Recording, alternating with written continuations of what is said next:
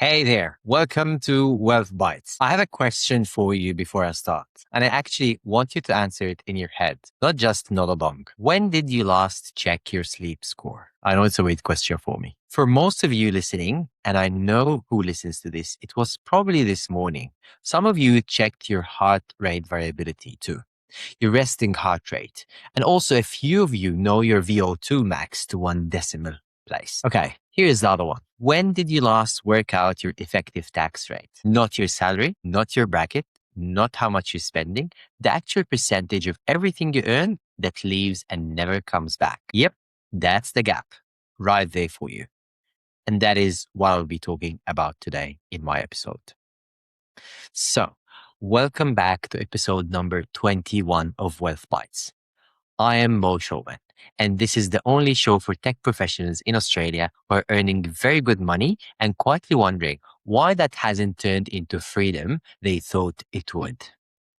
And today, I want to talk about traits, specifically the traits I see in the tech professionals who actually end up wealthy, working optional on their own terms, calmly and really in control. I've worked with more than 400 people in tech now, from Microsoft, Atlassian, Canva, Amazon, OpenAI, startups, the whole lot. And after a while, you start to see the pattern as a financial planner.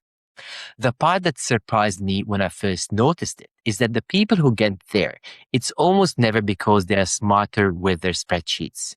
It's not the income they earn either. The income is rarely the differentiator or the problem. It is the behavior, the habits that they have. 8 behaviors really. And the funny thing, every single one of them shows up in someone's ordinary lifelong before it ever shows up in their money. So what I will do for each one, I will show you the everyday version first, the one you will recognize from your own life and actions, and then what it's quietly doing to your finances. Some of these I will fly through quickly, 3 of them. Actually, I'm going to slow right down because they are the expensive one on your spreadsheets. Now, are you ready? Let's go. The wealthy ones decide first and then they refine in that order. Picture that person who wants to get fit and they spend like 3 months or 4 months researching the perfect gym, reading reviews, comparing memberships, touring the facilities, and even scheduling when they will even exercise. They're weighing it all up. And in those 3 months, they don't exercise, not even once. Can you believe it? Then their research became procrastination. Meanwhile, the person who just picked a decent gym in a week, they're already fitter. They made a good enough call and they adjusted as they went through. They went through cleaner diet, better sleep, more comfortable shoes, whatever that is, but they're just refining in the process. Now, here's the money version of it. And this is the most expensive habit I see. So stay with me. I watch tech professionals sit on 300 or 400 grand of vested RSUs for 2 years and even more because they're waiting. They're waiting to figure out the tax first, or waiting for the price to recover, or waiting until works calms down, which, let's be honest, it never does. And the whole time they're waiting, the concentration risk is building, the price drifts, and the cost of not deciding quietly grows bigger than the tax bill they were scared of in the first place. So a good decision for you make now and adjust as you go beats a perfect decision you make never. And to be clear, I'm not saying, sell everything tomorrow. That's just a different reflex with the same flow. What I'm saying is you need rules, you need system in place so you can act in a predictable way, a controlled way, controlled chunks of sale that meets your circumstances. And instead of really freezing for 2 years and then calling it caution. That is kind of a coping strategy, if you know what I'm talking about. Now, the next 4 or 5 traits are really, quickly, I'm going to go through them. It's going to be faster and lighter, so stay with me. So next 5 are quicker, almost rapid fire, and they cluster together. They form one thing because they're all about following through. Now, number 2, the wealthy ones are willing to change what got them here. What got them here won't get them there. The person who sees a physiotherapy about their back or neck pain, they went there, They sit on the desk, they nod along to the whole diagnosis, they take the treatment and then keeps the exact same chair, the same desk, the same posture that caused it. They still sit for hours without even a stretch. They didn't really pay for a diagnosis. They paid to make a change. And the money version of this is simple. The habits that felt fine on 100 grand quietly sabotage you on 300. The successful ones don't defend the old setup. When the income outgrows the structure, they change the structure very firmly. Now, number 3, they actually implement the change. Think of the shelf of cookbooks that you have. Nobody cooks from. The 40 or 50 saved tutorials nobody watches twice on Instagram or Facebook. Knowing is not doing. And a brilliant financial plan sitting in a drawer is worth exactly nothing.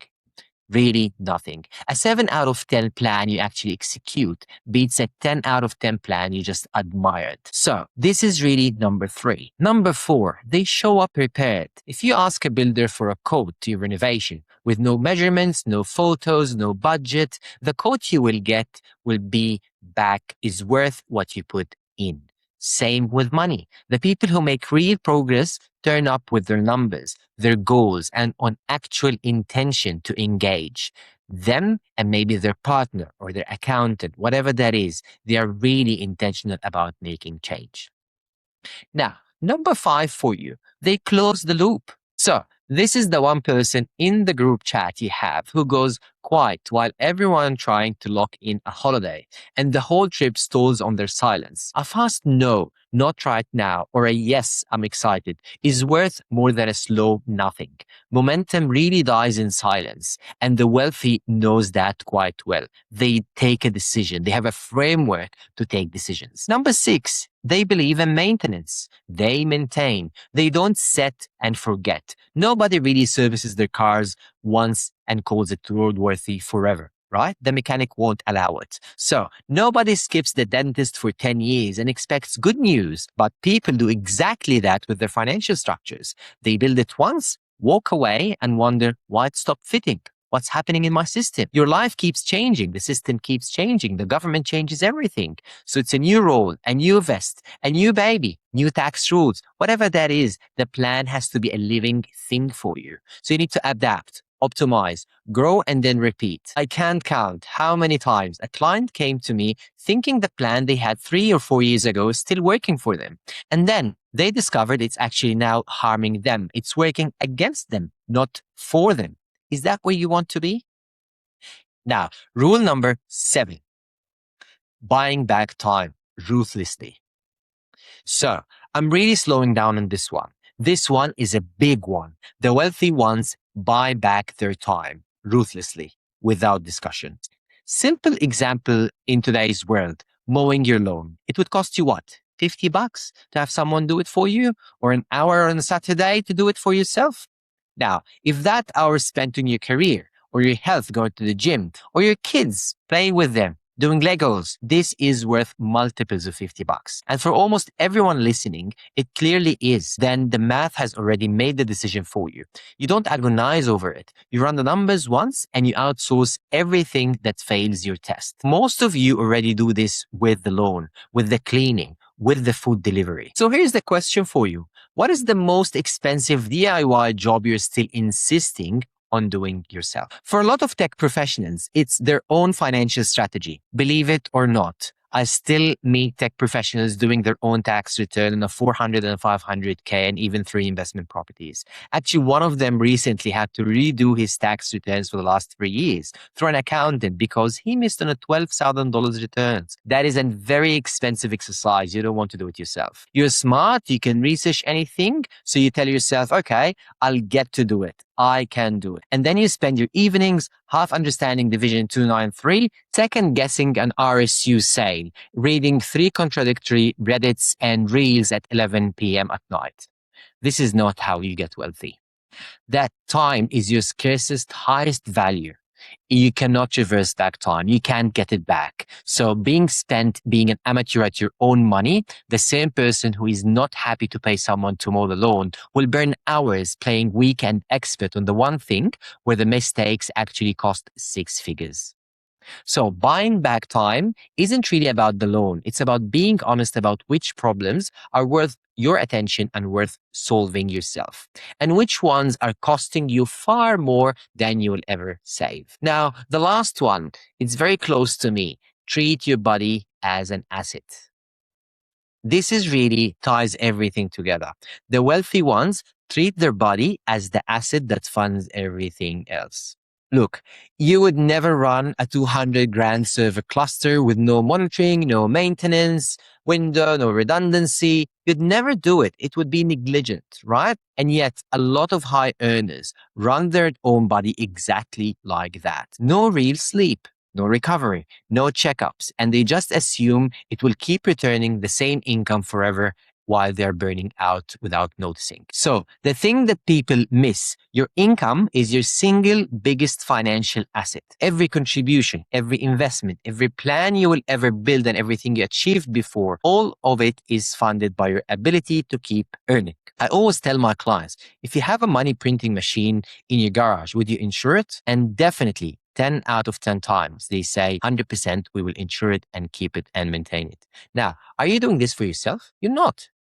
And that is literally the final phase of the system I take my clients through, the confident choice system. A system built for tech professionals to move them from a place where they are unclear on their goals or they're having money problems into a position to make choices, to be able to retire early or work optional or travel the world for 6 months without really thinking about the expenses involved in the trip. So the confident choice system is about protecting that, protecting your income, ensuring your core assets and future proofing your family, because the most beautiful plan in the world is fragile if the engine behind it is not protected. And the clients who really gets this, they don't treat their health and their money as two separate projects. They measure both. Honestly, they would be a bit embarrassed to know their sleep score to one decimal place and have no idea whether the income is even insured. Now, let me pull the thread on all the 8 before I let you go. Notice what's not on this list. Not one of these is earn more. You have done that part already. You are earning mostly more than anyone in Australia.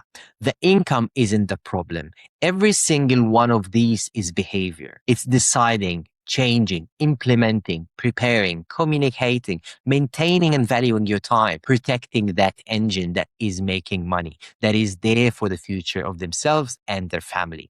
And that's the quiet truth about early retirement in tech. It's almost never the income that gets someone there. It's the decision they make with their money along their career. Now, while we're talking about this, it would be only fair to show you my own working on that last one. My sleep routine is genuinely non-negotiable to the point my family and some of my friends think it's funny. It's the same bedtime every day, the same wake up time every day. Screens down well before sleeping. A mattress I refuse to apologize for spending money on. And I block it in the calendar like a meeting. My sleep is sacred. Because for me, it is the meeting that decides how good every other decision I make the next day is going to be.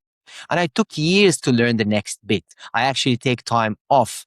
I used to wear always on like a badge. These days, I treat recovery the way I would explain compound interest to a client.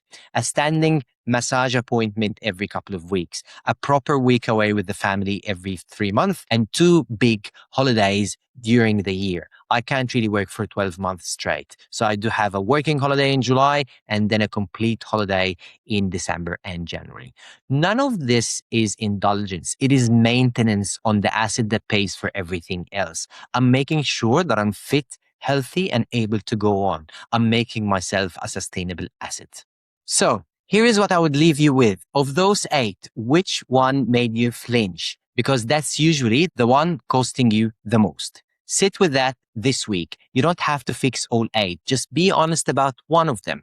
And if you want a hand turning that honesty into an actual plan, the easiest next step for you is a financial clarity meeting. 20 minutes and you will walk away with a free read on where you actually stand, whether or not we ever work together. This is where you turn your discipline into an actual plan that works for you. That's it for this episode of Wealth Bites. If it was useful to you, send it to one person in your team who needs to hear it. I will see you next time. Thanks for spending time with me.